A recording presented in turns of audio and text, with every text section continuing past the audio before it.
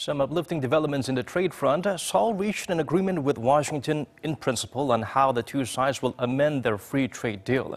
Korea also secured a permanent exemption from America's new tariffs on steel. Hyesung shares with us the trade minister's remarks. Right after he reported to the cabinet, South Korea's Trade Minister Hyun-jong held a press conference Monday to explain the results of the negotiations on the Korea-U.S. free trade agreement.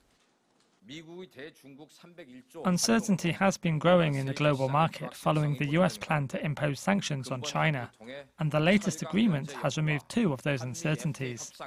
One, South Korea is exempt from the steel tariff. Second is the Korea-U.S. free trade agreement.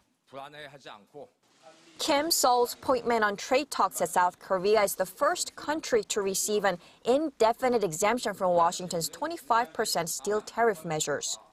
Currently, 5 countries, including Canada and Mexico plus the EU, received a temporary exemption from the U.S. import duties on steel and aluminum that went into effect last week. In exchange, the U.S. will introduce a steel import ceiling. South Korea's quota will be set at 2.68 million tons of steel exports a year, or 70% of its average annual shipments to the U.S. between 2015 to 2017. Seoul has also agreed to lift some of its safety and environmental regulations and allow U.S. automakers to ship Korea up to 50,000 vehicles each, up from 25,000 previously. Tariffs imposed on Korean pickup trucks exported to the U.S. will be extended by 20 years to 2041. South Korea, on the other hand, secured revisions to the investor-state dispute settlement clause and other areas it has demanded since the start of the trade talks. We defended the red line. There is no further opening of agricultural markets or mandatory use of U.S. auto parts. In addition, the two sides agreed to improve the transparency of the trade dispute settlement process, which covers issues like anti-dumping duties.